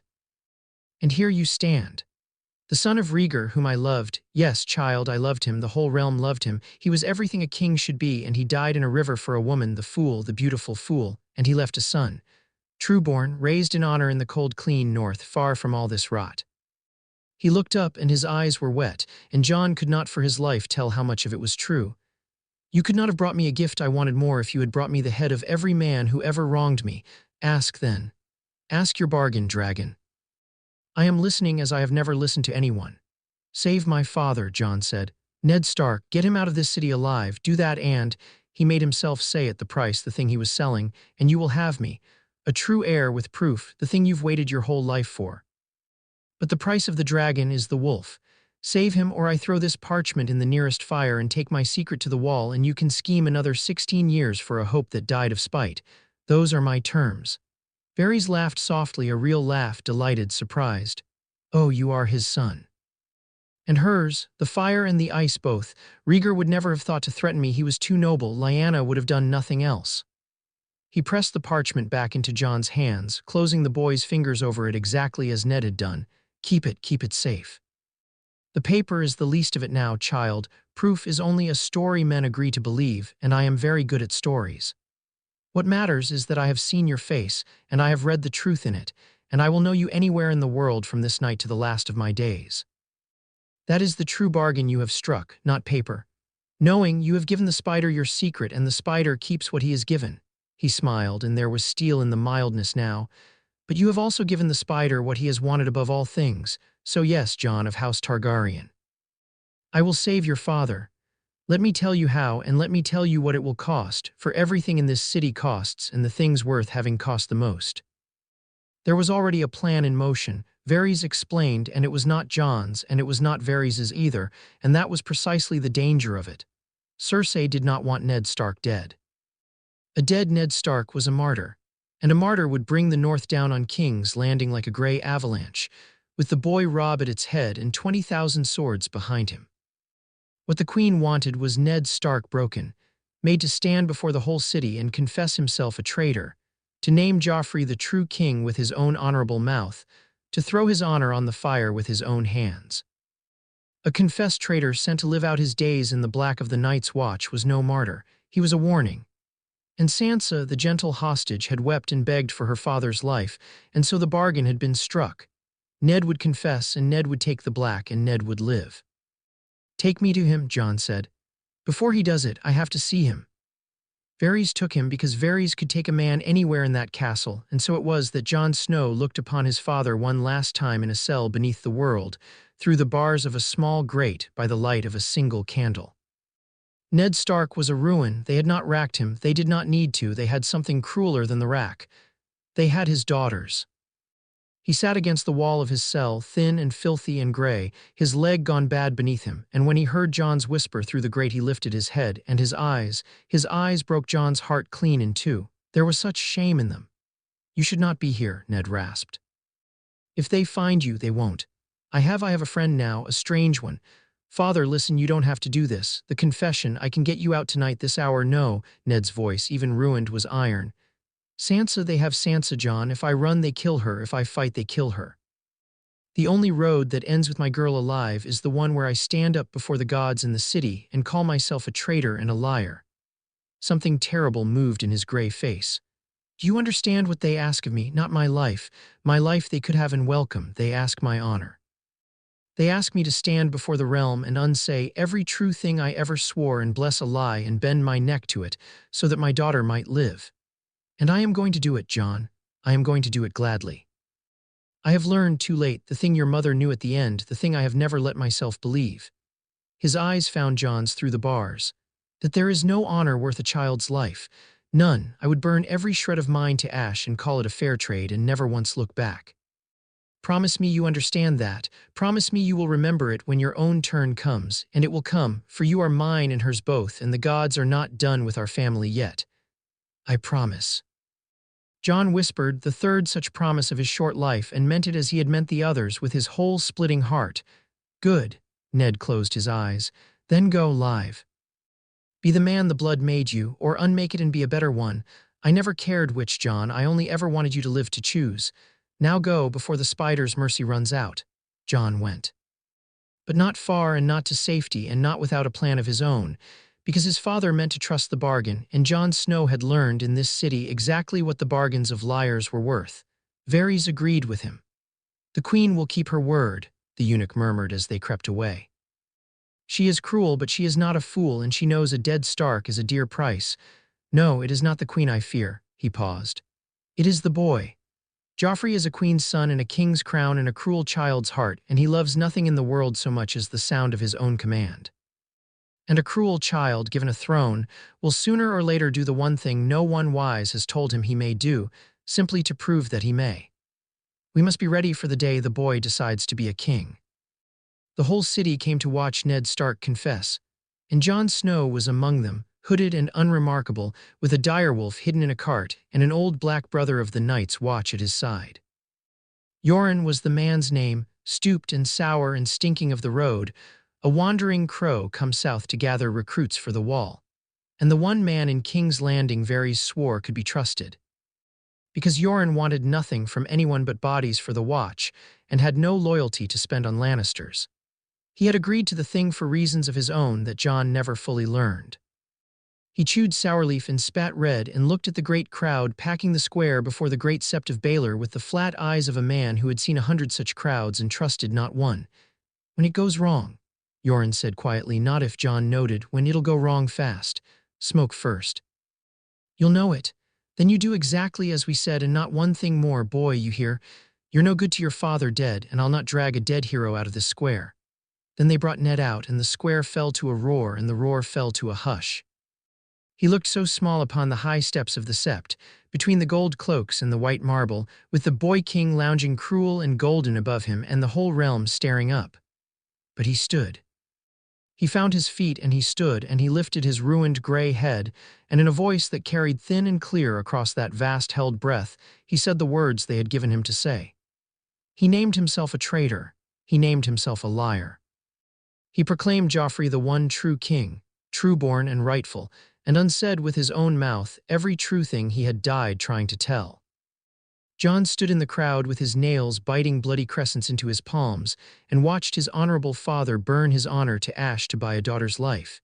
And he had never loved him more, and he had never been so sure that love and honor were two different gods, and that his father had finally, at the very end, learned to kneel to the right one. It should have ended there. By every bargain struck in every shadow of that castle, it should have ended with a confessed traitor sent north to the cold to be forgotten. But there was a girl high on the steps in a gray gown, white-faced and weeping, Sansa reaching toward her father, held fast by guards. And there was a queen leaning to her son, her face urgent, saying the wise thing, the agreed thing sent him to the wall. And there was a boy upon a throne who had been told, all his short, cruel life, what he might not do. Joffrey rose, golden and smiling, and lifted his hand for silence, and gave it the single cruel command that no one wise had told him he was allowed to give. Kill him. The square came apart. The queen surged to her feet. The Septons cried out, Sansa screamed, and the great headsman ill in pain, who never spoke and never hesitated, drew the long Valyrian greatsword that had been Ned's own ice, his own ancestral blade.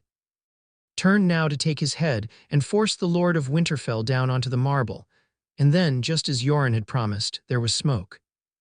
It came up thick and sudden and choking from a dozen places at the edges of the square at once. Varys' little birds, his nameless children, lighting the smoke pots they had hidden in the gutters and the carts and the dark mouths of the alleys. And in a single heartbeat the packed square turned from a crowd into a stampede. 500,000 terrified souls do not think. They run. They ran now, screaming of fire and dragons and the end of the world, surging in every direction, and the cordon of gold cloaks that had held the square so neatly dissolved into a thrashing chaos of bodies and elbows and panic. On the high steps the smoke rolled up gray and blinding, and through it John could just see Ilan Payne's blade lifted. Now, said Yoren, and shoved him forward, and John ran up the steps into the smoke with Ghost a white nightmare at his side, scattering screaming gold cloaks like leaves.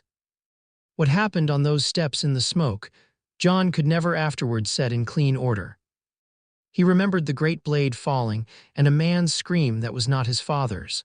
One of Varys' birds, he would learn later, a condemned man dressed in stark gray and pushed into the blind smoke to take the stroke meant for Ned. So that when the smoke cleared there would be a headless body in northern colors on the marble and a realm that believed its traitor dead. He remembered hauling his father up off the stone by main force, Ned crying out as his bad leg took his weight. He remembered Yoren's voice and Yoren's knife, and the wet sounds as the old crow held the top of the stair against the men who came through the smoke after them, buying with his own stooped sour life the handful of breaths the others needed, for Yoren did not come down those steps again. And John did not see him fall and was glad of it and was ashamed of being glad, and he remembered Sansa. He saw her for one instant through the smoke. His sister, his cousin, white and screaming and reaching, dragged backward into the sept by the queen's own guards even as John dragged their father the other way, and their eyes met across the chaos, brother and sister, and John saw her see him. Saw her recognize the bastard brother she had never much liked appearing like a ghost in the smoke to save the father she was losing, and then the guards had her, and the smoke took her, and she was gone. There was no reaching her. The whole the smoke, the birds, the dead man on the steps, All of it had been built to pull one man from the executioner's block, and it could not also storm a castle. Saving Ned meant leaving Sansa. Jon had known it when he agreed to the plan. Knowing did not stop it from tearing something out of him that he would carry empty for years. They went down through the undercroft of the Sept, through a culvert that stank of the river, into the lightless wet beneath the city, Jon and a half-dead wounded man and a great white wolf. While above them the smoke cleared on a headless body in gray and a screaming city, and a boy king already telling the tale of how the traitor Stark had died as traitors die.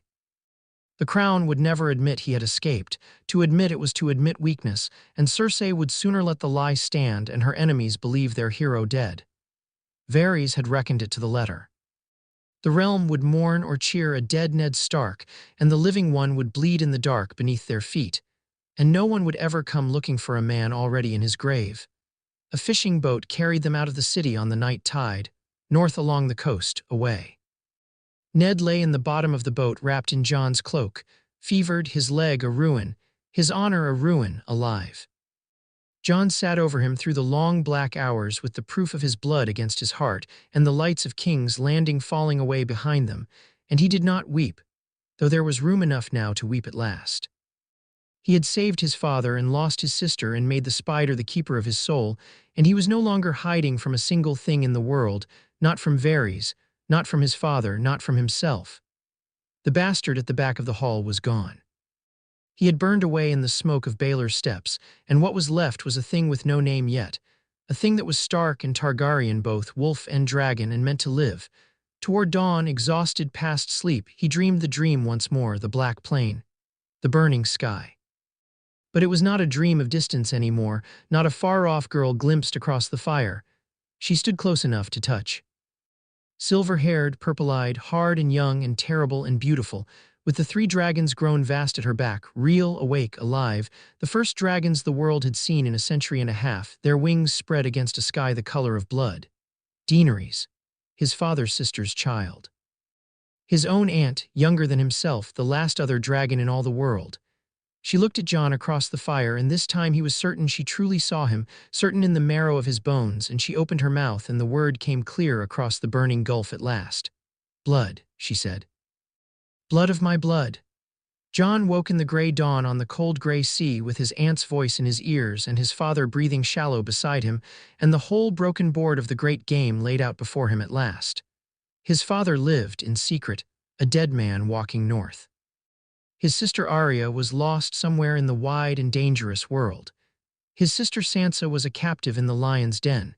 His brother Robb was raising the north to war beneath a banner that did not yet know its lord still drew breath. And far across the narrow sea, the only other dragon left alive was waking the oldest power in the world and turning her purple eyes at last toward home. The cold was rising in the north. The fire was rising in the east. And Jon Snow, trueborn son of Rhaegar and Lyanna, wolf and dragon, no one's bastard and no one's fool, sat in a fishing boat between the two with his hand on his father's brow and his wolf at his side, and understood that the time for hiding was over and the time for choosing had come.